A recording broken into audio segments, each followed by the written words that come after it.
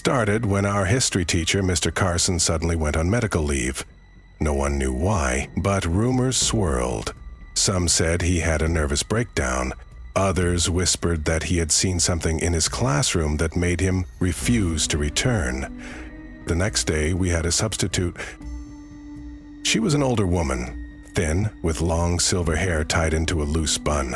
Her name was Ms. Wren, and she introduced herself in a voice that was just a little too soft for comfort. From the start, she was odd. She never took attendance, never asked for our names, and the way she looked at us, it wasn't the usual bored, tired gaze of a substitute just waiting to get through the day. No, she studied us. Her sharp eyes flickered over each student like she was memorizing something. First thing that truly unsettled me happened when she started the lesson. She was writing on the whiteboard when she suddenly froze mid-sentence. Her whole body went rigid.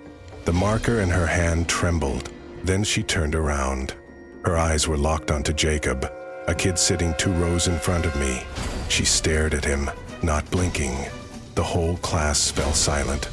Jacob fidgeted in his seat. Yeah?" he asked, awkwardly laughing.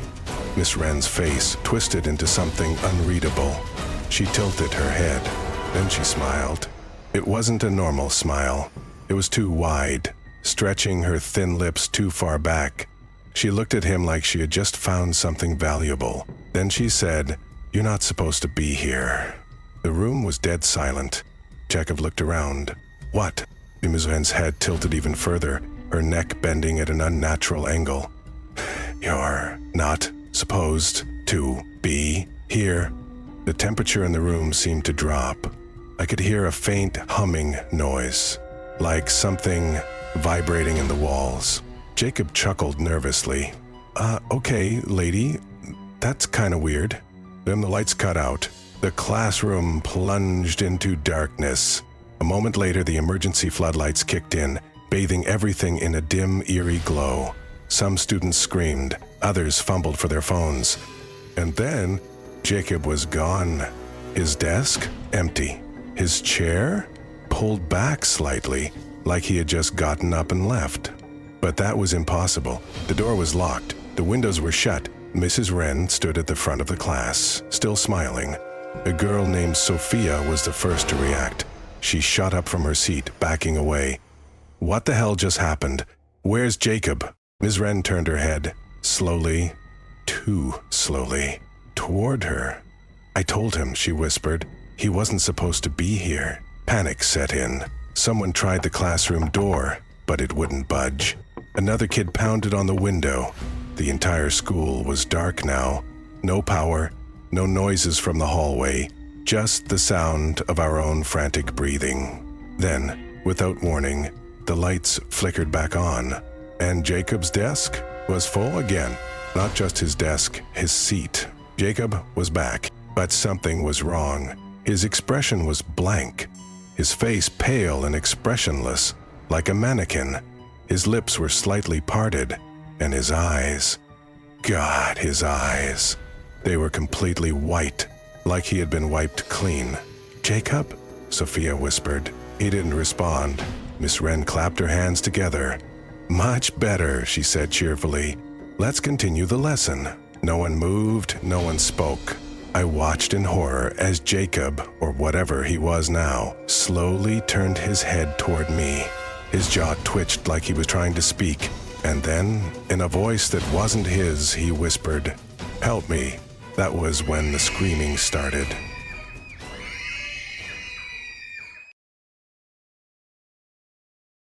I always thought I knew everyone in my school. It wasn't huge, just your average suburban high school, filled with the usual cliques, the usual drama. So, when I noticed a kid sitting alone at the back of my history class, someone I had never seen before, I was confused, was pale, almost too pale, like he hadn't been outside in years. His uniform was outdated, a style our school hadn't used in decades. His head was always down, scribbling in an old, tattered notebook. I leaned over to my friend Olivia and whispered, "Who's that?" She gave me a weird look. "Who?" I gestured toward the kid in the back. Her eyes darted across the room before she gave me an uneasy laugh. There's no one there. I stared at her, then back at the kid. He was still there, still writing.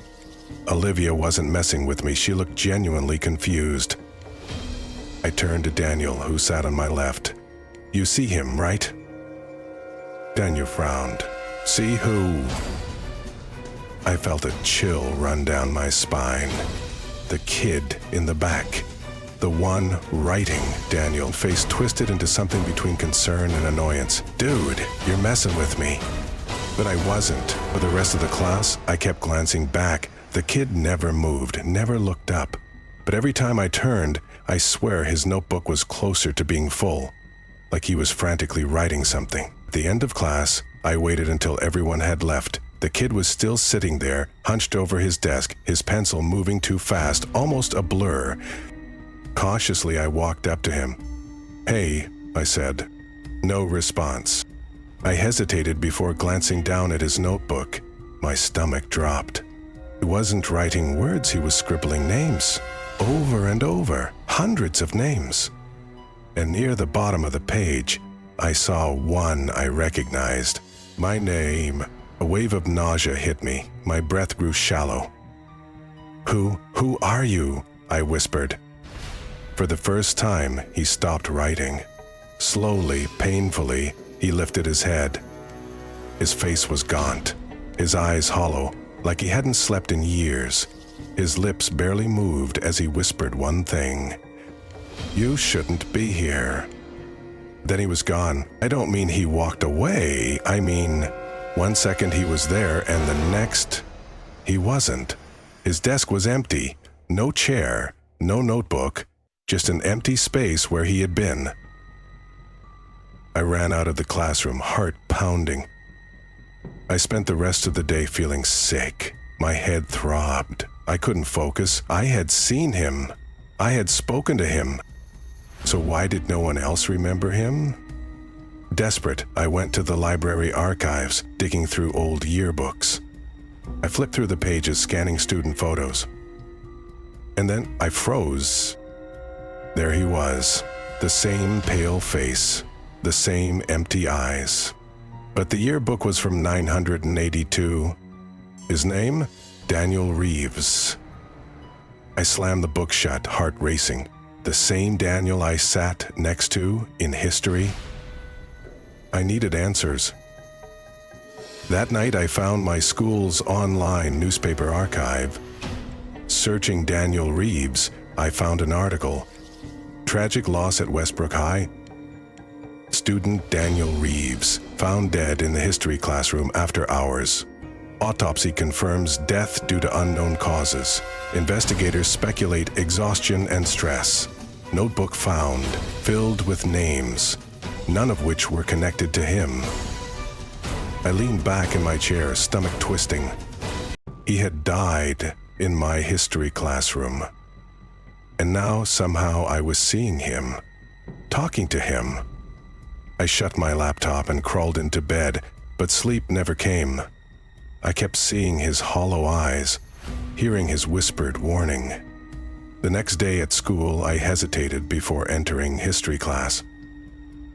I barely made it to my desk when I noticed something. On the desk in the back, the one where Daniel Reeves had sat the day before, a notebook lay open. I walked over, my hands shaking. It was filled with names. And at the bottom of the page, in frantic, jagged writing, Daniel Reeves. I turned slowly, my pulse hammering in my ears. Daniel I had sat next to every day was staring at me, but this time his eyes were completely white. The last thing I remember before blacking out was him whispering, "Now it's your turn.